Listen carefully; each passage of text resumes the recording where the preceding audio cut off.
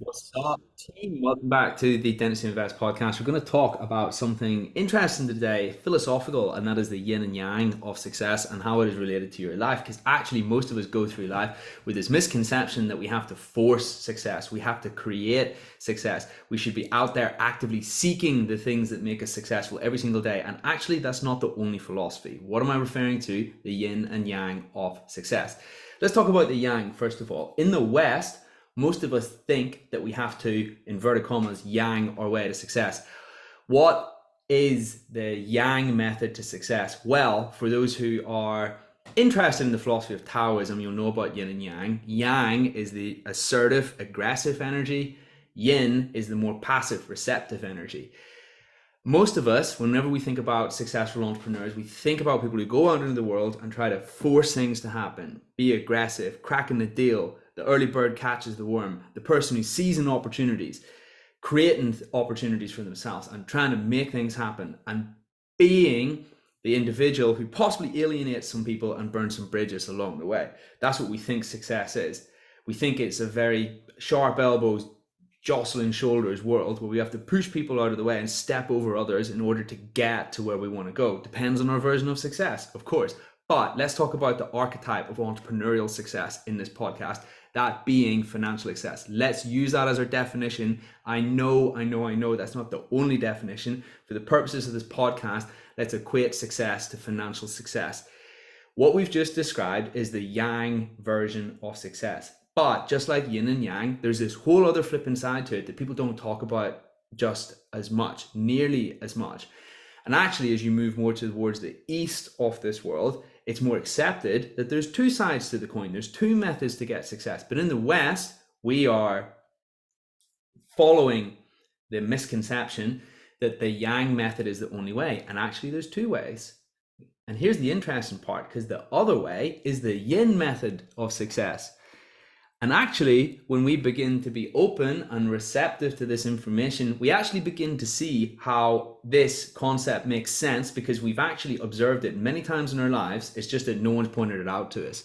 What is the yin version of success? So remember, yang is aggressive energy, yin is more passive, receptive energy, right? Yang is going out there and forcing opportunities to come our way, pushing people out of the way, sharp elbows, making things happen, burning bridges, high energy, all of that stuff. The other side of the coin is the yin energy to success. What does that mean? The yin energy, which leads to success, is allowing ideas and opportunities to come to us, which is actually very important. Think about it like this. If you have an idea or an opportunity, you can have the best idea, but in the worst environment, and it will never happen, right? Because Mark Zuckerberg could have thought of Facebook, but he could have been living in the 15th century on a pirate ship in the Caribbean with no access to the internet because the internet wasn't even invented, right? Think about it. He could have had the best idea of all time, but the environment wasn't correct. And I made that up off the top of my head. There's a million, billion, trillion things like that, right? So really, whenever we have an idea, we have to be in the right environment for it to happen. 1000%. It's just not going to work otherwise. So if you have that idea, the yin energy is to keep the idea internalized and wait for the environment to change for it to happen for you. Okay? The yang energy is trying to find the environment. Okay? It's having an idea, maybe it not even necessarily being that great an idea, but you trying to impose it upon everybody else. The yin energy waits for that environment to change, for the circumstances to become the perfect circumstances, the circumstances to become opportune for that idea to float off, right? And actually, that method can be just as powerful, if not even more, because when you have the right idea in the right circumstances at the right time, then you've got all these other factors that are going to propel it along. And actually, you don't even need to encourage it that much because it's just going to happen so much more easier than it would have done otherwise if you were just trying to yang your way to success the whole flipping life. Yang is not an adjective for Yang is a verb for the purposes of this podcast, by the way. The yang and the yin energy for success. Compare the yin energy to this. Imagine having an idea. Let's use a feather as a metaphor for an idea.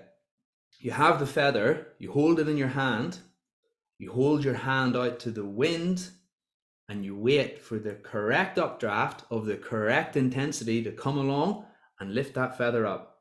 And when the correct updraft of the correct intensity comes, guess what? It keeps itself elevated, the feather does. And all we have to do is come along and maybe just bounce it up a little bit from time to time, like a balloon, right? Now, here's the thing, that might sound really philosophical and really woo-woo, but actually, this whole idea that we have to force ourselves to work unbelievably hard for success is actually a little destructive, because we might be putting in level 10 effort with a level 2 idea. The yin version of success is a level 10 idea, which only requires like level 5 effort to actually keep it going, because it's such a good idea. And there's both. The key thing to appreciate is that actually they're both. Whereas we're told and we're indoctrinated to think, and we're presupposed to think that actually the yang is the only way. Because when we think about the archetype of an entrepreneur, we think about someone who has all those yang qualities, when actually the whole yin thing is true too. Think about it. Most people who are listening to this are dentists, right? You are fully trying to yang your way to success. You would be out there doing a hard physical manual labor job, because that is something that requires an absolute ton of effort, and it'll happily accept that ton of effort that you're going to put in. But generally, most of us, part of the reason why we're in dentistry is because we have a more comfortable level of remuneration. But we had to wait until we were 18, didn't we? Until we could go to university, or 17 if you were in Scotland, so that your yin idea for success could manifest, because otherwise it wouldn't have done. And actually, if you were trying to yang your whole way the whole time, you might have been doing that hard physical manual labor job. Whereas if you just would have waited for the yin opportunity to come to you, then actually it took much less effort to get a way better result. Same for people who own businesses. Same for people who have seen amazing opportunities and capitalized on them. They all have the same 168 hours in a week. That's the thing. It's not possible to work 169 hours. It's not possible to work 170 hours, right? What's happened is somebody's had an idea at some point, and for the same amount of effort, or perhaps even less, that idea has flourished into something massive, which has given them remuneration way beyond the level that they would have ever got if they purely tried to yang their way to success. So we even subliminally know that there must be some yin energy, because we had to wait for that opportunity ourselves. Here's the thing. Remember, there's no cap on that. There's no cap on that whatsoever. You can have another brilliant idea. You can have the next brilliant idea that will make it even easier for you to be successful. You just have to be open and allow yourself to internalize and be receptive to that concept, right? Because actually, if you're indoctrinated to think that you should be yanging the whole damn time, then actually you're going to let these yin opportunities slip you by, or you mightn't be receptive to the opportunities when they come to you, because you mightn't have your eyes open. And once upon a time, a younger version of me would have thought to myself, what a load of flipping woo-woo. But actually, I'm the biggest believer in that in the whole wide world now, because I really fully believe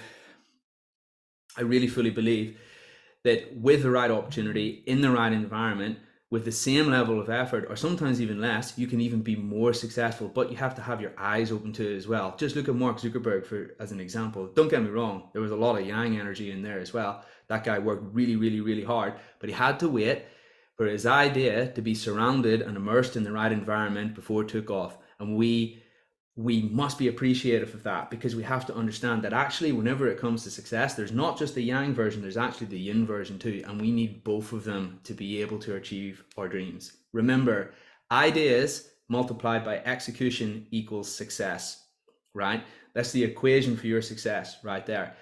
Zero ideas times one execution equals zero. 0 ideas times 1,000,000 execution also equals zero. One idea, one okay idea times 1,000,000 equals 1,000,000, right? 10 ideas, 10 really good ideas times by 1,000,000 equals 10,000,000, right? There's two sides to the equation. 0 and times 1 is a whole lot of 0. 1 times 0 is a whole lot of 0. We have to have both, right? Okay, that's literally the equation for success.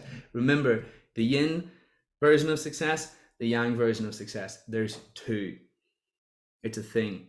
Trust me. And it's very, very, very important to understand that. Otherwise, we're putting in a lot of effort into something that may not even have the potential to give us the returns that we're after. Or we might be putting a lot of effort into something needlessly, because really, if we just had the right environment, an opportunity, an idea, it would take much less effort to get much more results. And we can do more of the things that we actually enjoy rather than feeling like we have to yang, yang, yang, yang, yang all the damn time.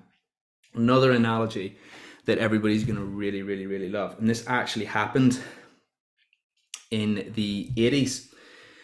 Let's go back to the 1980s, computers, man versus machine in the chess arena, in the arena of global chess grandmasters, the game of chess. Yeah.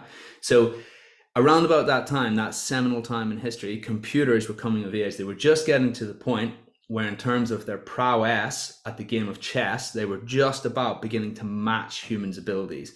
Prior to that point, they didn't have the hardware or the software to get even close. They used to get beat all the time. Around about the 1980s, computers were close. They were close to being able to beat humans consistently, but not quite. They needed just a little bit of an edge to tip them over the edge. The humans could always win. The humans could always beat the computers. Now, hardware had advanced to the point where the biggest supercomputers in the world had more transistors in the human brain than the human brain had neurons. So we knew that it wasn't a processing power thing. They knew that part, they knew the hardware part was sorted, right? What they didn't know was how the software could beat the software of the human brain. They hadn't mastered that. The computers, the traditional computers with semiconductors and all of those things, the software that they had not yet matched the software of the human brain when it came to the game of chess, in the arena of the game of chess. So that was because how they used to program computers was very input, output, very linear. Move the chess piece, move the horse from this piece to this place, from this place to this place, then this thing will, then after that, this will happen, and then this will happen, and this will happen. It was almost like there was a script in the computer's head. There was no thought. They just programmed every single possible move and the possible counter moves to it. So the computer was just reciting these lines of code that it was given. There was no internal thought. There was no mechanism for the computer to actually make decisions. It was just blindly following these instructions. Okay, so this was the level, what we've just described was the level of software of these computers, how they were coded around about this time to be able to play games of chess. But they were being consistently beaten. There was a computer architect around about that time. And he thought to himself, how can we give these computers the edge over humans? What is the thing that we need to do in order for these computers to be able to beat humans consistently? Let's try something radically different, because what we've tried before hasn't worked. We've got to try something different. Let's describe in the code, let's place into the code a line of text that says every 1% of moves has to be completely random by the computer. Every 1% of moves, we do a completely random move. And then at that point, we begin to follow the code again, as we would do normally. And it goes back to the linear input output, the linear programming, which describes every single possible move from every single possible point, and every single reaction and counter move to whatever the human player is doing. So whenever they put that text in to the code for those computers, those were the very first computers that began to be able to beat humans consistently, because every 1% of the time that they did random moves, they moved to random parts of the board, the field of play would alter so much that the exact same code that they had before, the linear code, once it kicked in, the field of play had changed to such a large degree that actually it threw the other human player. There was many more opportunities for the computer at that point to put in exactly the same amount of effort, yet win more games from that point forwards, all because it did something random and it put itself out there, like the yin energy, right? The yin energy waits for opportunities to come to it. The yin energy is receptive. The yin energy puts itself in different environments to see where its ideas will work. And that is exactly what the code did for these computers. These were the first computers that beat human players, ladies and gentlemen. Wow, how cool is that? So another way we can interpret that is to say that actually, when we do different things, not all of the time, not 99% of the time we're doing these random crazy things, but 1% of the time we just put ourselves in different environments and try different things. Exactly the same ideas will work so much better with so much less effort and yield amazing results, amazing success, perhaps even more success than we could have done in the first place, just like the supercomputers that first beat the humans way back in the day. Food for thought.